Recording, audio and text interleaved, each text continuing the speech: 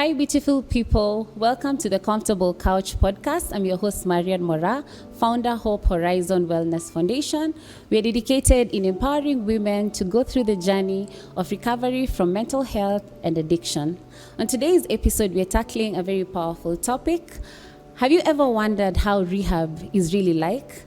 So in today's episode, we are very lucky and very honored to have a special guest who's been through the system na atatusaidia kuangalia the myths that we have about rehab versus kwa ground kunakaaje.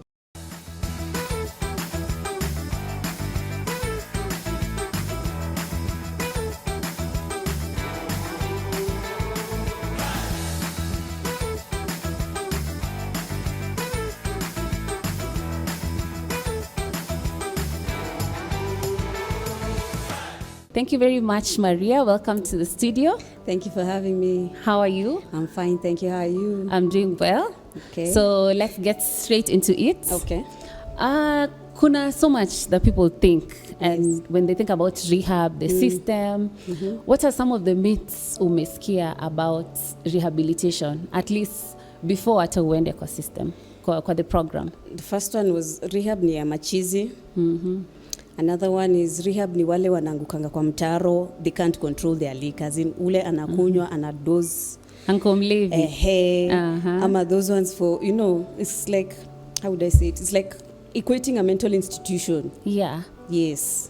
Like Those are uenda wazimu sort of? Yes. Okay. Yes. So maybe you can take us through from the beginning. How did it all begin? How is your journey, your addiction? Like, where did it start until you got to the point of saying, okay, maybe you need professional help in a rehabilitation facility? Okay. When I was younger, my parent was an addict. Okay. So there was a using, and of course, because of curiosity and in ujuaji, Yeah. what is this? Even me, I Yeah. want to try. Then mix it in with a bit of peer pressure and curiosity. So yes, started using. First drug was cigarettes, then alcohol. Then we became more complicated. We have to do weed. How old were you at this point? Cigarettes, I was in 9, because we were living with an uncle who used to smoke. Okay. So it's those ones for what is this and why is it that he has to use them? What is it? But it looks so cool. You Yeah. stand in front of the mirror, you're like, oh yeah. Yes. Then Okay. the drink was that, well, they're always drinking and we are chased away. Because they used to call it soda to akubwa. Okay. So what's so special about it? Yeah. Why is it only for adults? Do I have to be 18 really? Why? Curiosity kicked in. Yes. Then of course peer pressure because of school. I me drunk that nini. Yeah. How did you feel? Me didn't feel anything, but I shock. Yeah. Yes, there were some effects, but back then you're not thinking too much about it because of course you consume, go to bed. You're not living. You're in the house because you're jifichaing anyway from the parent. You don't want to be busted. You're kichapo na itia.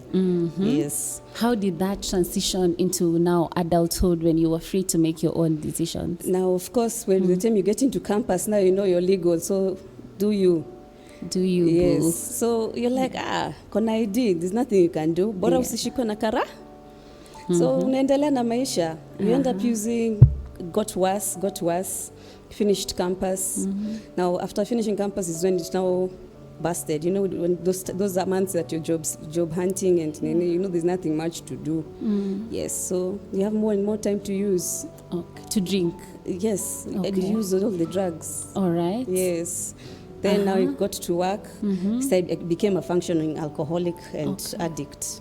So Explain functional alcoholic in your context. I wake up, the first thing I do, I get high.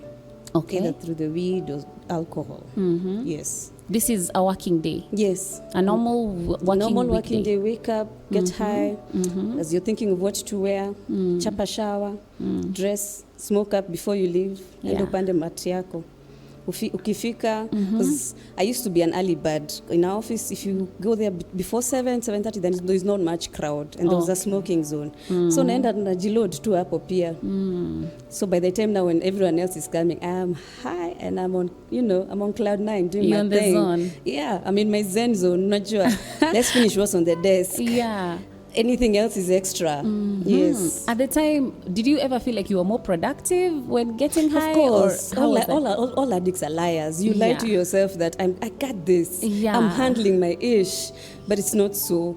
you not see the subtle ways you're blundering, but Yeah. other people are noticing it. Yeah. Yes. And that happened to you at work? Of course, yes. But you see, my field, it was mostly, how would I say it? It was not technical, it was Yeah. market research. So it was long as I've delivered and I've interpreted the data into a certain way and given, that's it. That's it. Yes. What point did you fika rock bottom ukasema hapa sasa ni kama my life is becoming unmanageable and I need professional help? There were 3 stages. The first stage was when I was fired. Okay. Because I developed seizures because of the too much of the usage. Of what drug? I was using weed and alcohol. Okay. So it became too much. I used to have seizures. Then it became a bit of a, how would I call it, a danger to have me around because it could happen anytime, anywhere. All right. Yes, so that was the first job. Then the second one, it was a startup company, but I understood. I didn't live with any resentment. I understood where they were coming from. It was kuchoma picha, and which is not. And even back then, you're like, okay, why did I do that?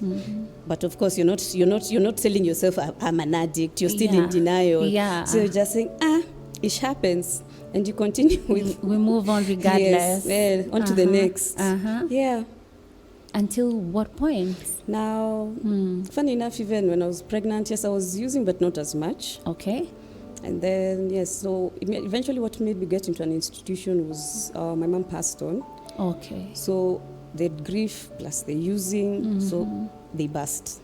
Did you feel like your mom's passing might have made you use your drug of choice a little bit more than before? Or it was just the definitely. same? Okay. Definitely. Because losing, especially a mother, it's not an easy thing. Even, Yeah, yes, true. generally losing anyone is not easy. Yeah. But a mother, for me, she was my only parent at the time. Yeah. She's one who has brought us, all 3 of us, up. So now you're back to square one. You don't know. You start thinking, am I an orphan? Am I what's going on? Then also, because I'm thinking now, how am I first of all explain to my child where Shosho's gone? Where is she? You know. Yeah, So all these thoughts, and then you try and numb all those feelings with your drug Drug of abuse. choice. Okay. So ilifika point gani? Your mom has passed on. You're using the drug as a coping mechanism. What happens next in your life? So what happened to me? People's situations are different. So what happened to me? I want to say zili burst. So I had an altercation with my sister. Okay. So it was a very bad one. So the family just came and gave me an ultimatum. Okay. It's either you do rehab or you go to a mental institution. Wow. So I chose rehab. You chose rehab. Yeah, but of course, you say, even me, I have stipulations. I have to have this. Yeah. But it worked out. Tell me, now that we're discussing the elephant in the room, rehab, you had never been to rehab before. This is the first time you're being given the ultimatum. I had never even been to boarding school. Okay. So even you're throwing me those ones for communal showers, dude. What is that? Mateso You know, jijini. as in, dude, I should not see your chest. We're not about to have sex. Seriously, what are these? What was going through your mind before uende rehab? Because now you have an ultimatum, you have to pick one. You're picking rehab because you don't want to go to a mental institution. What's happening in your mind at that time? It was not picking and waiting. Yeah. When I was being given this ultimatum, there were cops, plus the families, tuingie gari tuende. So no time to even prepare yourself mentally? No, I went as is, dressed in my Crocs with my sweats, and all I took else extra was a jacket. Tell me the experience from the cops coming to your house. Wow. Cops, I had never been scared of them because where I grew up, basically, I knew the cops. So, you know, this one uni Johnny, mskumia tu kataa watanyamaza. Life of an alcoholic, yes. Tunajuanga makarao. And then as ladies, you smile prettily and then you tell them, Mimi, I can't do that. But of course, you're lying to yourself. When they came to your house, were they nice? Because wanakujua, or there were 2. There was a gentleman cop and a female cop. So even in the car, I remember I lit a joint. Those ones for, okay, since I'm not going to shika these things for the next God knows how long. So the lady cop, I'll never forget, she was so pissed. She cocked her gun at me. Ooh. So I was like, aya, you're killing me in front of my family. Sawa, do it. Lakini uje utafika penye unaenda. Niue kama unaniua. Yes. You see, now it's the drugs talking. Go do it. What are you going to do? Yeah. You're not thinking about the repercussions, as in, how will my son take it? How will my family feel? The ones who have brought this cop to the house, and then you see. So actually she grabbed it, then she threw it out, but us being us, you umeficha kitu ingine somewhere else. Somewhere. Yes. you get into rehab now, it's your first time. How is it? I just want to get a clear picture of that experience that you had from the first day. Yes, kwanza the first day. So for me, I reached there at around 9 p.m. Yeah.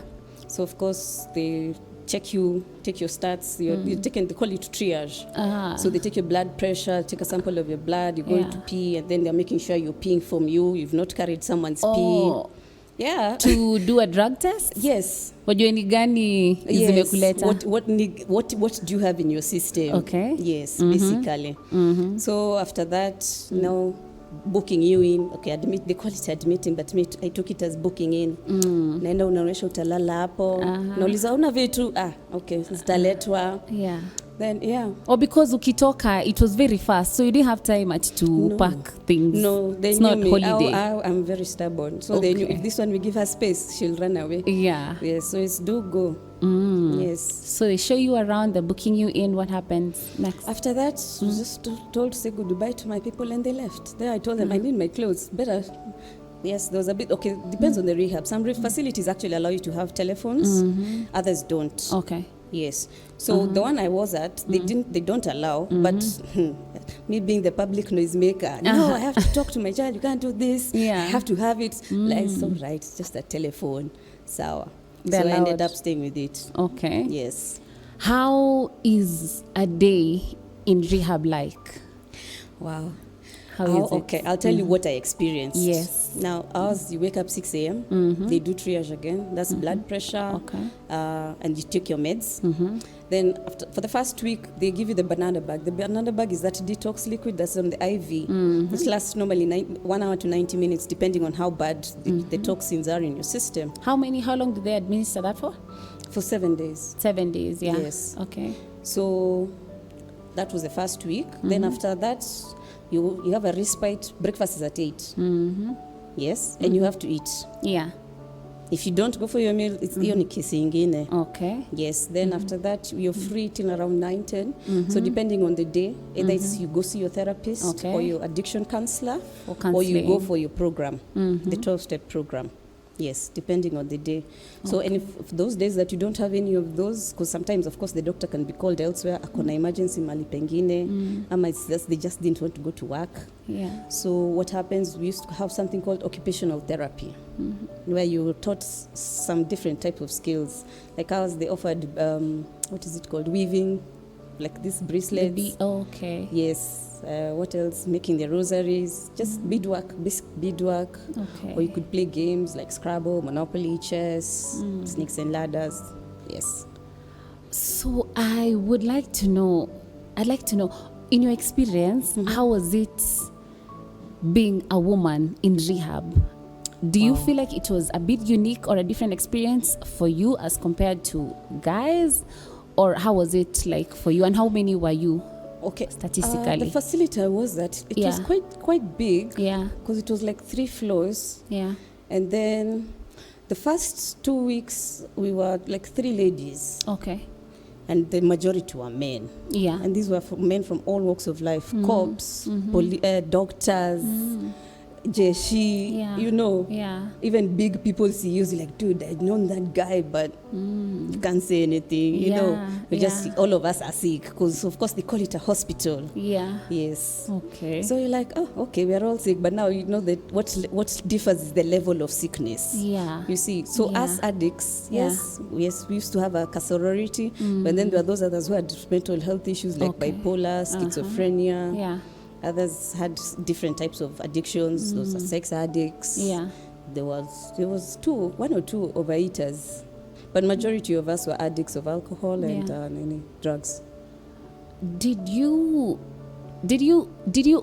ever admit that you're an addict while in rehab? Never. Ama that happened never ever. Way later after umetoka? First of all, for me, my stint in rehab, I had a lot of anger and resentment. In fact, it started ending now when I started actually listening to my counselors and actually sitting down and reflecting, because they used to tell me, you think you know too much, go sit there for like 30 minutes. That time you're in rehab? That's rehab counseling, right? Yes. Okay. So you go, you talk, then you're told, go think and give me reasons why you think this and this happened. So at first I was like, you give the textbook answers, the ones that you see on TV. Root cause. Yes. Think about the root cause. I was tired. I just didn't feel hard. No. Yeah. Who didn't hear you? And why do you think they didn't hear you? You see, now that one requires you to have some self-reflection. Yeah. Yeah. And that caused resentment. I had resentment, of course, because you're dragging me here, you're leaving me. After how you taking me out of my mother's house, you know, who the hell do you think you are? Sorry, pardon my French. Who do you think you are? Such. Then eventually it calmed down. Then I came to realize, actually, my number one issue was the grief. Mm-hmm. And then I was trying to numb it with the using, alcohol. Which was also because I was trying to numb on top of numbing things. That's how I dealt with things since growing up. Paka, the counselor asks you, in your childhood, why do you have so much anger? When was the first time you actually felt that rage? Why? So it makes you sit down and reflect. You're like, oh yeah, by the way, it happened because mommy did this or mommy said this. Yeah. Then you're like, yes. So it busted. Actually, to be honest, it busted for me myths about psychiatry and how they're not supposed to be stigmatized. Because normally when you hear someone is seeing a psychiatrist, you just think crazy, cheesy. This person, is supposed to be on strong ass meds. Yeah. What do you feel that maybe the system, the program, Rehab, assisted in you in any way? Ama, you feel like you would have still be in recovery as a sober person even without the program? How is that for you? In all honesty and in retrospect, that facility I was at was wrong. Yes, I was blessed to meet good counselors. But my psychiatrist, I'm telling you, if I see that woman today, it's God. Yeah. Because I have no good feelings for her. Okay. She messed me up more. Yeah. But my other counselors helped me. So there's a part in rehab that you feel helped you, but there's a part that you think needs to be improved. Yes, because maybe not like now. Most of the psychiatrists that I was seeing, they would just write you prescriptions of drugs that you don't even need. You look depressed, you're written for antidepressant drugs. You can't sleep, you're written for sleeping drugs. You're mara happy, mara you're sad, mara sijui what. And this is just an observation by the nurses. They're not even talking to you directly to ask you, please explain to me how you are feeling. You could be, we're ladies. We do have that time of the month. So maybe you're feeling sad because it's hormones. But the male nurse has observed this one has been kind of funny. She's refused to come out. So he calls the doctor, says she's doing like this. You're written for mood stabilizers.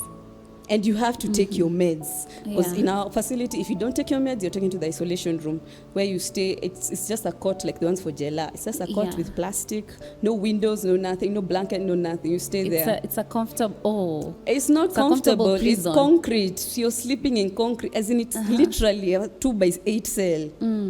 Yes. That's the isolation room. Yes.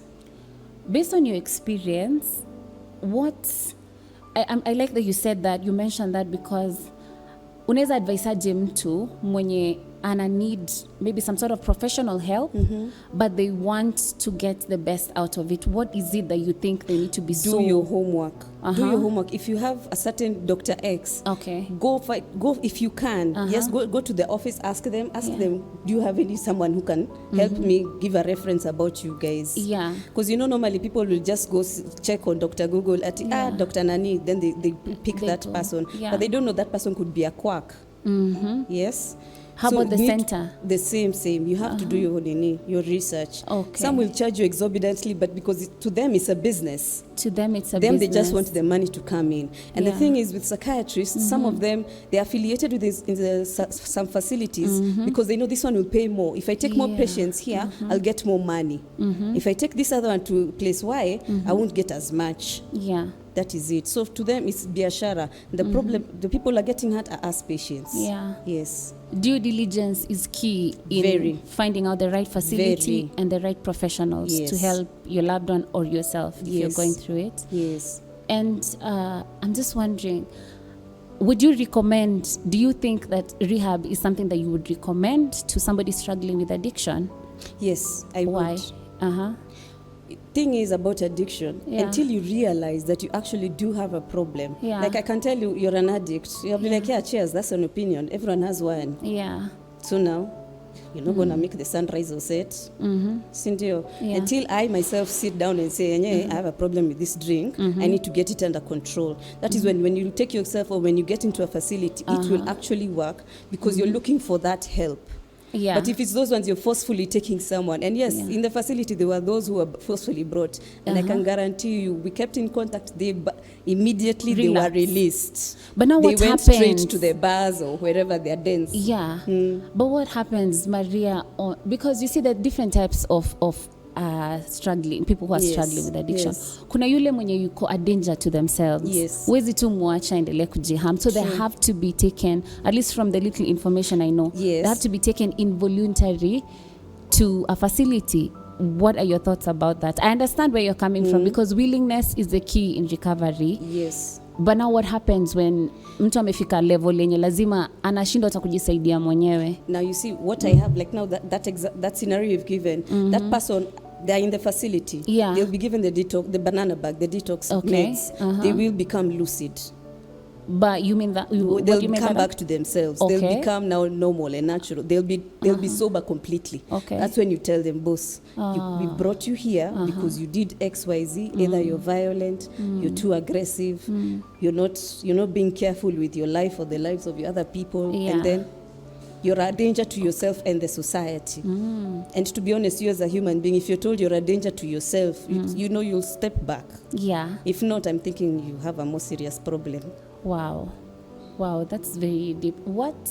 Yeah, you're right. You're right. The will is key. Yes. But at some point, you need to be some addicts need to be put in some sort of a setting. Yes. For them to be mentally aware. Yes. And then the counseling will help work. them Yes. decide whether this is the path that they truly want to take for healing. Yes. Okay, I understand you in that. And then also it's key about the counselors, because like for me, she had suggested the 12-step program. Yeah. But when I say suggested, it was those ones for in passing. Okay. Those ones for, you can try it, but I don't know, it might help you, it might not. Yeah. So for me, I was like, if doc is not saying it's a must, I'm fine. Okay. Sindio? Yeah. So shortly, but now you see after that you relapse. Yeah. And then it's them, the Dr. Hash is continuing making her money. You're still there in the hole. You're digging yourself deeper and deeper into the hole. She's fine. Yeah. You see? So until me myself as better realized, why am I digging this hole? Willingness. Yes. I need to get out of this hole. Yes. Thank you very much. Do you have any advice maybe you can give somebody who's struggling with addiction, families of people who are struggling with addiction, in relation to the support that they can get by professionals in a facility like Rehab? What do you have to say to our viewers and listeners on that? For families and relatives of those struggling with addiction, please do your due diligence. Okay. Don't just hear that Mora went to a certain facility, let us rusha Maria there. Mora's addiction could not be the same as Maria's, or the quality of her addiction is not the same as mine. Yeah. Yes? So do your due diligence. There are very many, we're lucky nowadays in Kenya, we have very many facilities countrywide. Yes? Yeah. And also psychiatrists, there's an online registry for them. Okay. Don't just say, I heard Dr. So-and-so is good, or Dr. So. Some of them are doing it to market for their fellow relatives or tribesmen, or, So there's some bias. Okay. So you need to be careful about that. Thank you. And also for those who are struggling with addiction, the only person who can help you is yourself. Until you decide that I'm tired and I want to stop this ish, just wake up and look for help. There's the 12-step program. It's countrywide. In fact, it's international. So all you need to do is open your phone and get onto Google, and you will find a solution. Okay. Yes. Thank you very much, Maria, for at least to break ease or myths. Now people at least understand how rehab is like and what to do if they're looking to help themselves or their loved ones. Yes. Thank you so much, guys, for tuning in to our podcast today.